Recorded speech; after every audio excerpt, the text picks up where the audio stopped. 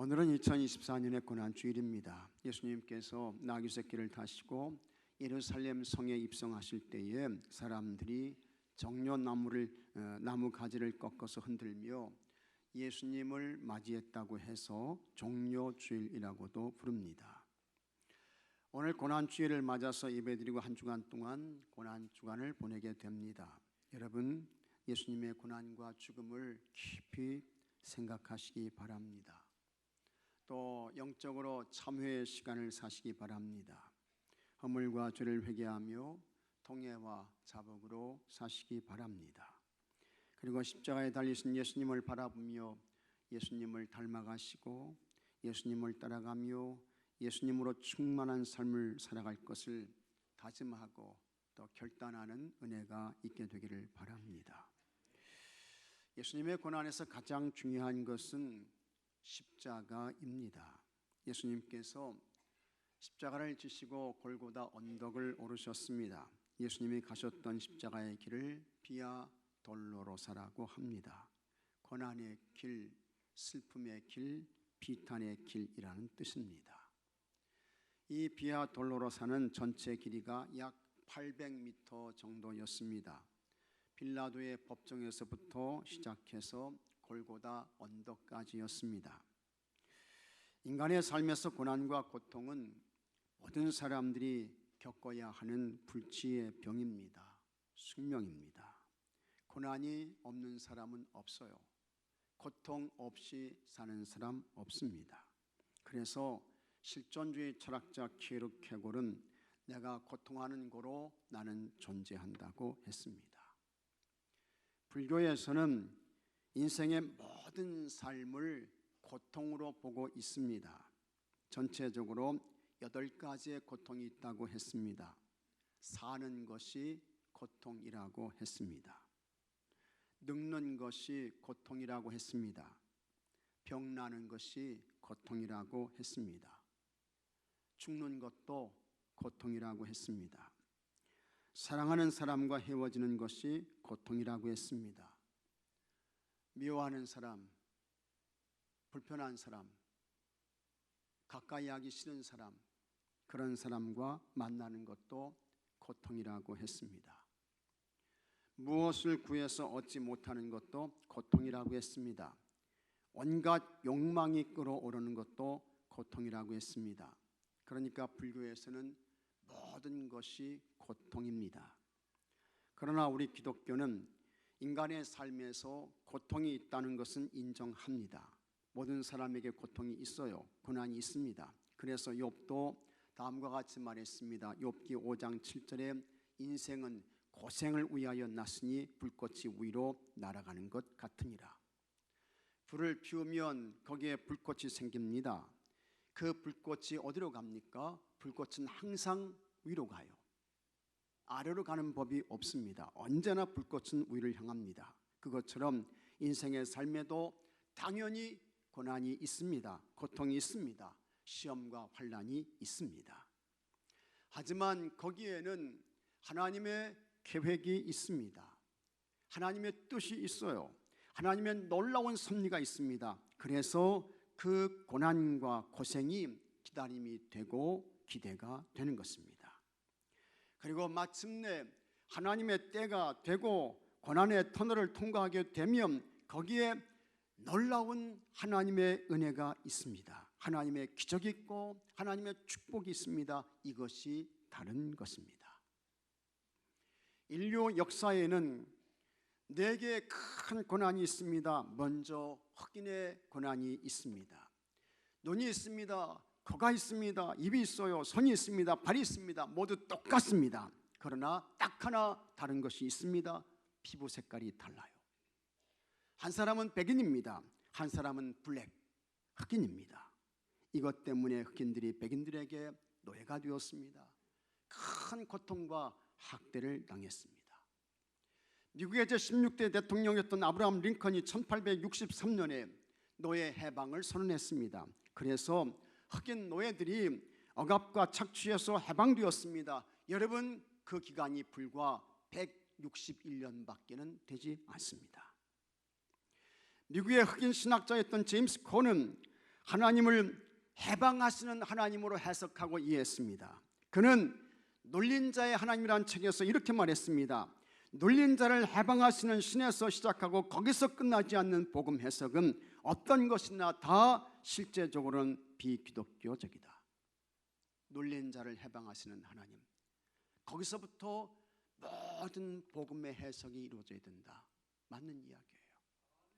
예수님도 우리를 죄에서 해방하시잖아요. 그게 복음이라는 거죠. 그 다음에 또 다른 큰 고난이 있습니다. 그것이 우리나라 한민족의 고난입니다. 우리나라는 수많은 침략을 당했습니다. 고려 때 몽골의 침략을 받았습니다. 39년 동안 싸워요. 조선시대에 일본의 침략을 받았습니다. 그것이 1592년 임진왜란입니다. 1636년에는 청나라의 침략을 받았습니다. 병자호란입니다. 결국 조선은 1637년에 청나라에 항복합니다. 그때에 조선의 임금이 인조였습니다. 그 인조가 아주 치욕스러운 의식을 지르게 됩니다. 그것이 삼배구 고두례입니다. 청나라 당태종에게 한강 상류 삼전도에서 3번 절을 합니다. 근데 절을 할 때마다 이마를 땅에 부딪혀요. 머리에서 막 피가 흐르죠. 이걸 3번 반복했습니다. 조선은 1392년 이성계에 의해 세워졌습니다. 그리고 1897년까지 505년 동안 존속했습니다. 그러다가 고종에 의해 대한제국이 돼요. 그런데 그 대한제국은 오래가지 못했습니다. 겨우 13년밖에는 가지 못했지요. 1910년에 일본에 의해 강제 침략당하면서 사라졌습니다. 그러나 하나님은 이 나라를 사랑하셨습니다. 하나님은 버리지 않으셨습니다. 그래서 수많은 선교사님들을 이 땅에 보내시게 되는 거예요. 그들을 통해 복음을 듣습니다. 그리고 하나님께서 이 나라에 해방을 주셨습니다. 그것이 1945년입니다. 하지만 우리나라는 분단의 국가가 되었습니다. 1950년 6.25 한국전쟁을 겪었습니다. 그리고 아직도 우리나라는 79년이 지나도록 분단의 고통 속에서 살고 있습니다. 이것이 한민족의 고난이며 고통입니다. 또 하나의 고난이 있습니다. 그것은 유대인의 고난입니다. 이스라엘은 본래 땅이 없었습니다. 하지만 하나님께서 그들에게 젖과 꿀이 흐르는 참 좋은 땅을 주셨습니다. 그것이 가나안 땅이에요. 하나님의 전적인 은혜이고 돌봄의 역사였습니다. 그렇다고 하면 하나님을 사랑하고 하나님을 예비하며 하나님을 잘 섬겨야 하는데 그들은 그렇게 살지 않았습니다. 불순종의 길로 갔습니다. 불순종했습니다. 교만했습니다. 목이 곧았습니다. 마음이 강팍했습니다. 그때마다 하나님께서 선지자들을 보내셨습니다. 그러나 하나님께 돌아오라고 아무리 외쳐도 그들은 듣지 않았습니다. 하나님께서 아수르 나라를 통해서 주전 722년에 북왕국 이스라엘을 망하게 하셨습니다. 그로부터 136년이 지난 주전 586년에는 남왕국 유다를 망하게 하셨습니다. 성전이 불타서 없어졌어요. 궁궐도 불탔습니다. 예루살렘 성벽은 무너졌습니다. 수많은 사람들이 붙잡혀서 포로로 끌려갔습니다. 추후 70년에는 예루살렘이 로마의 침략을 받습니다. 예수님께서 말씀하신 그대로 예루살렘은 완전히 폐허가 되었습니다. 나라를 잃고 세계 곳곳으로 흩어졌습니다. 그 사람들을 디아스포라라고 부릅니다. 제2차 세계대전이 1939년 독일 나치가 폴란드를 침략하면서 시작되었습니다. 그때에 나치에 의해서 엄청난 대학살 사건이 일어나게 됩니다. 유대인들, 슬라브족, 동성애자, 장애인, 정치범을 무자비하게 죽였습니다. 그 숫자가 여러분 1100만 명이 넘습니다. 나치는 인간이 아니었습니다. 악마였습니다. 그 중에서 희생당한 유대인은 모두 600만 명이었습니다. 어린아이들이요, 100만 명이 죽었어요. 어린아이가. 여자는 200만 명이 희생됐습니다. 남자는요 300만 명이 죽었습니다. 그 당시에 유럽에는 유대인이 약 900만 명이 있었습니다. 그 중에서 3분의 2가 끌려와서 처참한 죽음을 맞았습니다. 이것이 유대인의 고난입니다. 지금도 유대인의 고난과 고통은 계속되고 있습니다. 21세기에도 그들은 전쟁을 하고 있습니다. 그리고 또 하나의 고난이 있습니다. 인류 고난의 역사에서 영원히 지워질 수 없는 고난입니다. 그것이 하나님의 아들 예수님의 십자가 고난입니다. 하나님께 순종하며 하나님의 거룩한 성민으로 살아야 할 아담과 하와가 하나님 말씀에 불순종했습니다. 그들에게 죄가 들어왔습니다. 죄의 삭은 사망입니다. 사망은 영원한 멸망이에요. 그런데 우리 하나님은 사랑이십니다. 동시에 하나님은 의로운 분이십니다. 죄인 인간을 통해서는 하나님의 의를 채워드릴 수 없습니다. 그래서 하나님께서 이 세상에 직접 사람의 몸을 입고 찾아오시게 됩니다. 그것이 하나님의 성육신입니다. 그렇게 태어나신 분이 누굽니까? 예수님이세요. 예수님이십니다. 그 예수님께서 인간의 허물과 죄를 없애 주시기 위해서 고난당하셨습니다. 머리에는 가시관을 쓰시고 채찍을 맞으셨습니다. 예수님의 살이 찢어졌습니다. 몸이 상하셨어요. 창으로 옆구리를 맞으셨습니다. 이사야는 예수님의 십자가 고난과 죽음을 다음과 같이 말했습니다. 이사야 53장 5절에 그가 찔림은 우리의 허물 때문이요 그가 상함은 우리의 죄악 때문이라. 그가 징계를 받음으로 우리는 평화를 누리고 그가 채찍에 맞음으로 우리는 나음을 받았도다. 그러므로 예수님의 십자가가 없는 기독교는 존재할 수가 없어요. 십자가 사건이 설교되지 않는 교회는 교회가 아닌 것입니다. 예수님의 십자가 죽음을 믿지 않는 사람 성도 아닌 거예요. 예수님의 십자가는 우리 기독교 신앙의 전부입니다. 그래서 사도 바울이 갈라디아서 6장 14절에서 이렇게 말씀했습니다. 한번 같이 읽어보겠습니다. 그러나 내게는 우리 주 예수 그리스도의 십자가 외에 결코 자랑할 것이 없으니 그리스도로 말미암아 세상이 나를 대하여 십자가에 못 박히고 내가 또한 세상에 대하여 그러하니라. 아멘. 그러면 예수님의 십자가의 본질은 무엇일까? 이 십자가가 오늘 나에게 어떤 영적 의미와 사건이 될까? 첫째로 예수님의 십자가는 같이 하겠습니다. 순종의 극치. 순종의 극치를 보여주는 것입니다. 예수님의 십자가는 순종의 극치의 사건이에요. 예수님께서 하나님의 아들로 세상에 오셨습니다. 성령으로 잉태하셨습니다. 동정녀 마리아의 몸을 빌려 세상에 오셨어요. 그분의 나이 30세가 되었을 때 세례 요한에게 요단강에서 세례를 받았습니다. 그때에 하늘에서 음성이 들립니다. 마태복음 3장 17절에 하늘로부터 소리가 있어 말씀하시되 이는 내 사랑하는 아들이요 내 기뻐하는 자라 하시니라. 여기서부터 예수님의 공생애가 시작되는 것입니다. 예수님은 하나님의 뜻을 이루어드리는 것에 순종하셨습니다. 예수님께서 말씀하셨습니다. 요한복음 6장 38절에 내가 하늘에서 내려온 것은 내 뜻을 행하려 함이 아니요 나를 보내신 이의 뜻을 행하려 함이니라. 예수님 보내신 분이 누구세요? 하나님이셔요. 그분의 뜻을 행하려고 내가 이 세상에 왔다. 그런데 하나님의 뜻은 그 아들 예수님을 통해 인간의 죄의 문제를 해결하시는 것이었습니다.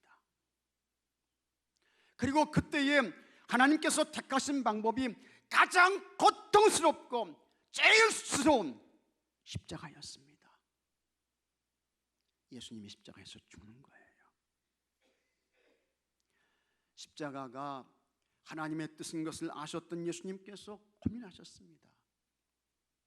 갈등이 컸습니다. 역사가 요세푸스에 의하면 예수님 당대에 갈릴리 지역에 큰 사건이 있었습니다.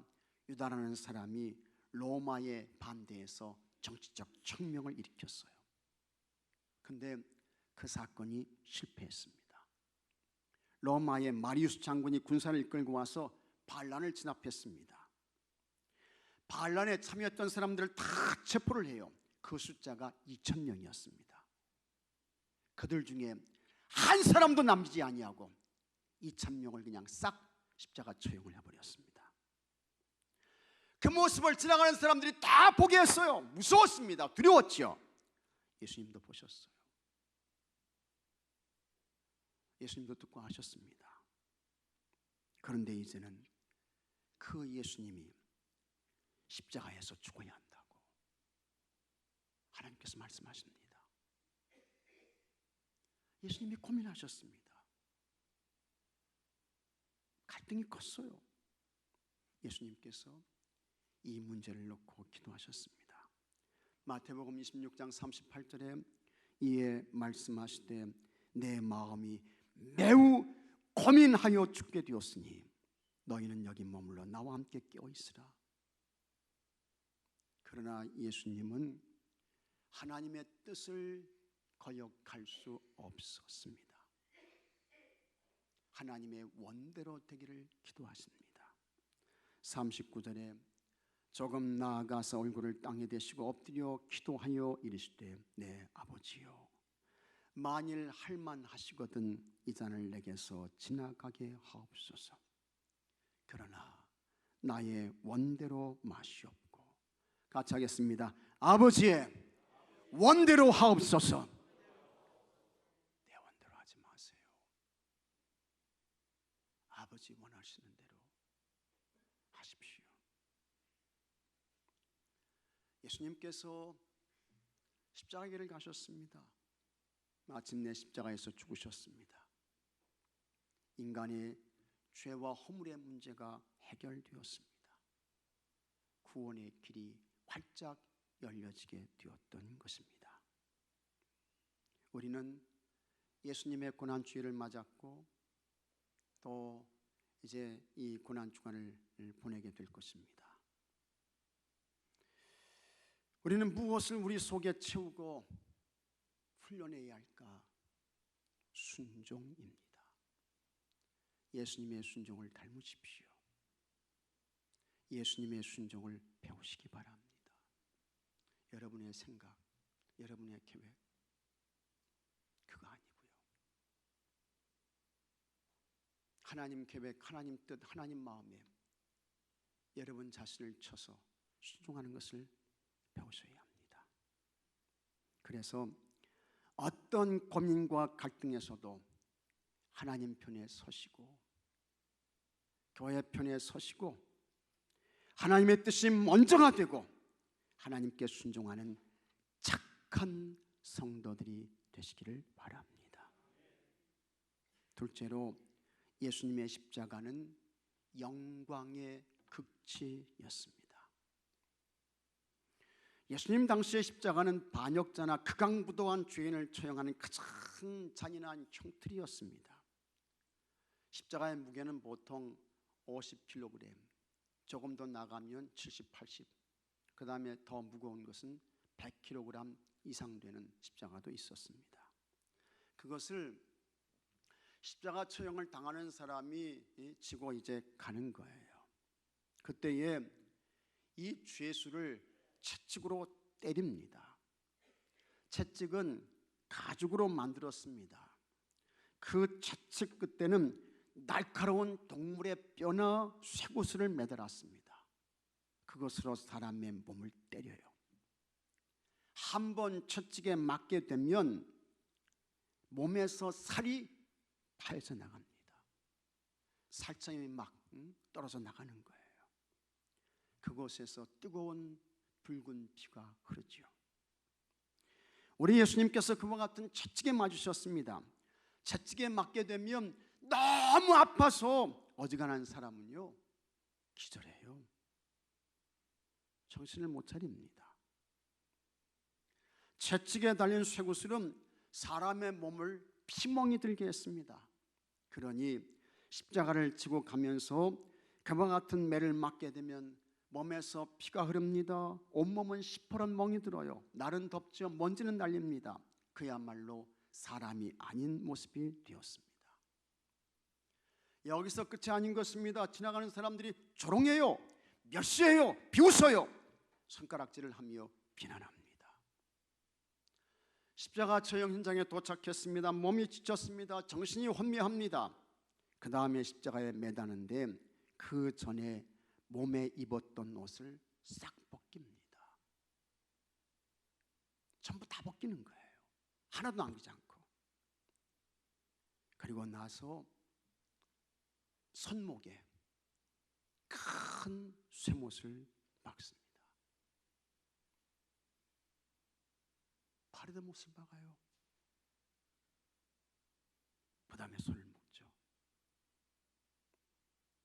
그렇게 한 후에 십자가를 세우는 것입니다. 그와 같은 모습을 보고 같은 인간으로 동정심이라도 가져야 하지 않을까? 그러나 아니었습니다. 사람들이 예수님을 향해 어떻게 합니까? 침을 뱉어요. 지나가는 사람들이 머리를 흔들며 모욕합니다. 당신이 하나님 아들이라고 했지? 지금 당장 내려와 봐. 그러면 우리가 믿을게. 당신이 성전을 헐고 사흘 만에 짓는다고 했잖아. 지금 당장 내려와서 그렇게 해봐. 그럼 우리가 믿을게.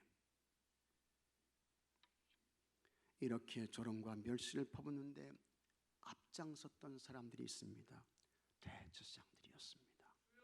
서기관들, 장로들이었습니다. 예수님께서 온갖 수치와 조롱과 멸시를 당하시며 십자가에서 그렇게 죽으셨습니다. 악한 마귀들은, 세상 사람들은 자 이제 예수는 죽었어, 우리가 승리했어, 그런 마음을 가졌어요. 그런데 여러분, 아니었습니다. 예수님께서 십자가 죽음을 이기시고 다시 사셨습니다. 부활하셨습니다. 우리 예수님께서 죽음의 정복자가 되셨습니다. 그래서 이제는 십자가가 뭐냐? 구원과 영광과 승리와 환희의 상징이 되었던 것입니다. 할렐루야. 할렐루야죠. 수치와 조롱과 멸시의 상징이 구원의 상징으로, 승리의 상징으로, 환희의 상징으로 바꿔지게 되었던 것입니다. 세계 기독교 역사에서 로마가 기독교를 아주 강하게 박해했습니다. 추후 313년 로마 황제 테오크렌틴이 죽자 각 지방에 있던 총독들과 왕자들 사이에 정권 다툼이 일어났습니다. 이때 황제의 아들이었던 콘스탄틴이 군대를 이끌고 전쟁터에 나가요. 반란을 진압하려고. 그런데 이상합니다. 이 콘스탄틴이 환상 중에 십자가에 달리신 예수님을 보게 되는 거예요. 환상 중에 십자가에 달리신 예수님이 나타나요. 그리고는 그 예수님의 십자가 아래에 다음과 같은 길이 선명하게 쓰여 있었습니다. 너는 십자가의 깃발로 승리하리라. 너무 선명하게 이 글씨가 쓰여 있는 거예요. 그걸 보고 콘스탄틴이 그 자리에서 즉시 엎드립니다. 회개해요.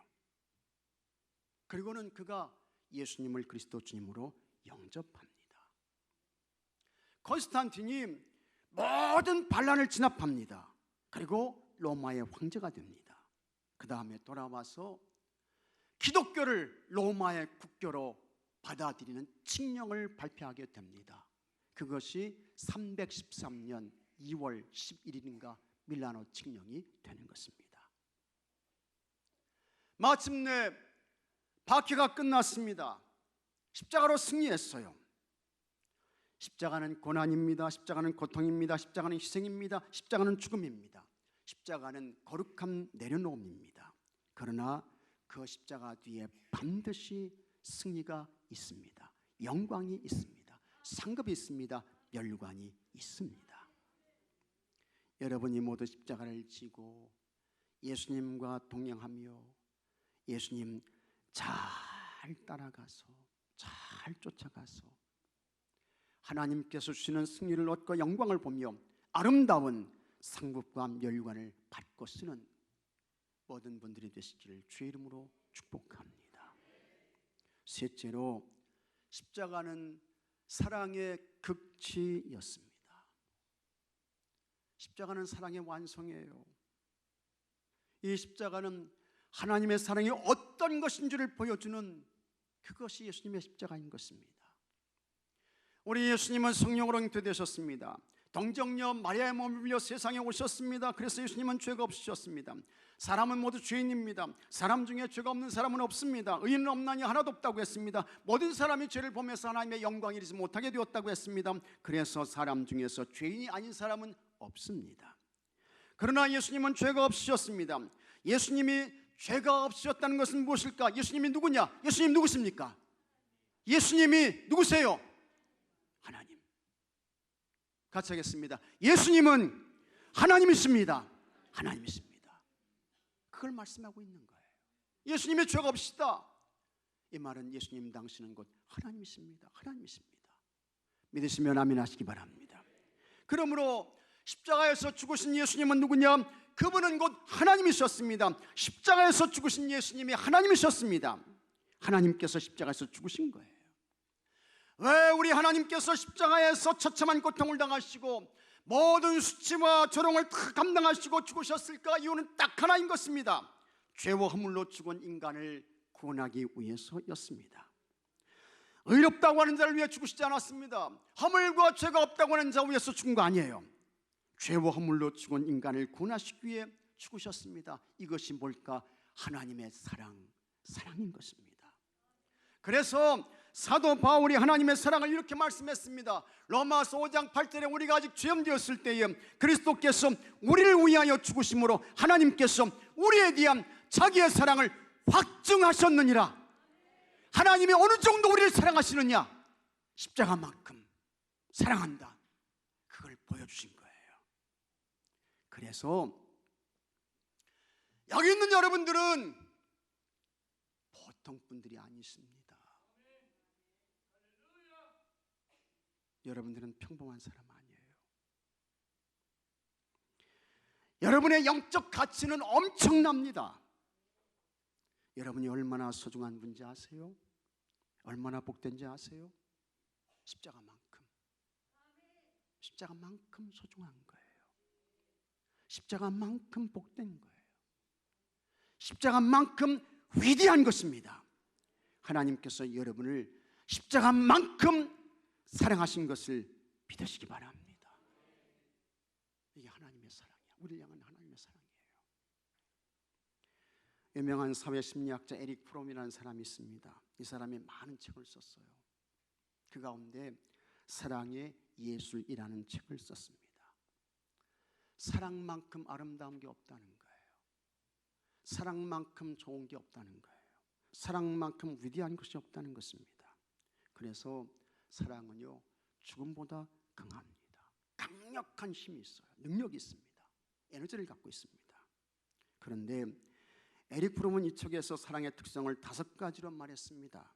첫째, 사랑은 관심을 갖는 것이라고 했습니다. 무관심 아닙니다. 다툼 아닙니다. 싸우는 거 아니에요. 사랑은 관심을 갖는 거예요. 다 여러분 관심을 가지십시오.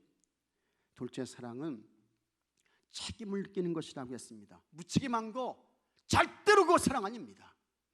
그거 사랑 아니에요. 무거운 책임감을 느끼고 자신 있는 자리에서 그 책임을 감당하는 거예요. 그게 사랑이야. 여러분들도 정말 하나님 사랑하세요? 예수님 사랑하세요? 교회 사랑하십니까? 그렇다고 하면 무거운 책임감을 느끼면서 여러분이 있는 자리에서 그 책임을 감당하는 거, 그게 사랑하는 거예요. 셋째 사랑은 존중하는 것이라고 했습니다. 맞아요. 인정하고 존중하고 축복하고 격려하고. 넷째 사랑은 이해하는 것이라고 했습니다. 자기를 내려놓고 상대방의 입장에서 그 사람의 눈높이에서 이해하는 거예요. 그 다음에 다섯째 사랑은 같이 하겠습니다. 주는 것이라고 했습니다. 진짜 사랑은 뭐냐? 주는 거예요. 줄 때 그냥 주는 거 아닙니다. 아낌없이 주는 거예요. 계산하지 않고 주는 거예요. 내가 당신한테 이거 줬으니까 당신은 나한테 이거 가져와야 돼. 이건 뭡니까? 이거는 주는 거 아니에요. 사랑 아니에요. 이건 거래야, 거래. 그리고 이게 부정하고 불법으로 가게 되면 이게 무슨 거래가 됩니까? 부당한 거래가 되는 거예요. 그러면 여러분, 이거 잘못하게 되면 큰일 당합니다. 감옥 갈 수 있어요. 근데 사랑은 그런 거 아니에요. 주는 거예요. 줄 때에 아낌없이 주는 거예요. 계산하지 않고 주는 거예요. 이것저것 따지지 않고 주는 거예요. 그런데 예수님의 십자가에는 이 다섯 가지가 모두 들어 있습니다. 죄와 허물로 죽은 인간에게 관심을 가지셨습니다. 마귀는 박수를 쳤죠. 아이고 잘됐다. 근데 하나님은 아니야. 죄와 허물로 죽은 인생들에게 관심을 가지셔요.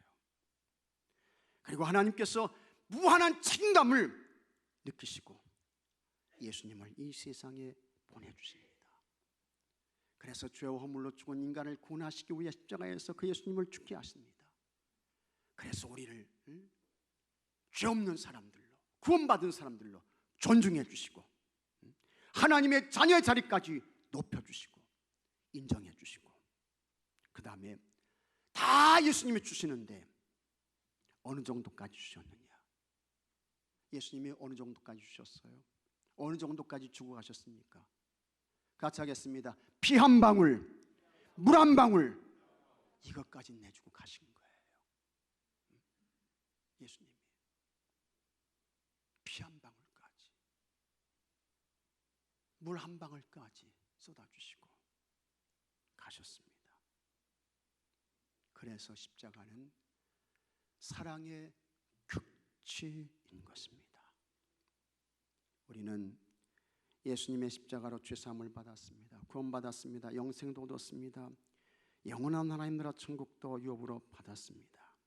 이와 같은 은혜와 사랑을 베풀어 주신 우리 하나님께 감사하시기 바랍니다. 감사하셔야 돼요. 그리고 이제는 큰 사랑의 빚진 자로, 우리는 엄청난 사랑의 빚을 진 사람들이에요. 예수님과 교회와 하나님 나라와, 그 다음에 섬기라고 보내주신 옆에 계신 여러분들 잘 섬기시며 사랑의 빛을 갚아가시는 그러한 분들로 살아가시는 여러분 모두가 되시기를 주의 이름으로 축복합니다. 다 같이 기도합시다. 예수님의 고난과 십자가를 통해 베풀어 주신 하나님의 은혜와 사랑이 너무 크고 놀랍습니다. 예수님의 십자가는 순종의 극치입니다. 영광의 극치입니다. 사랑의 극치입니다.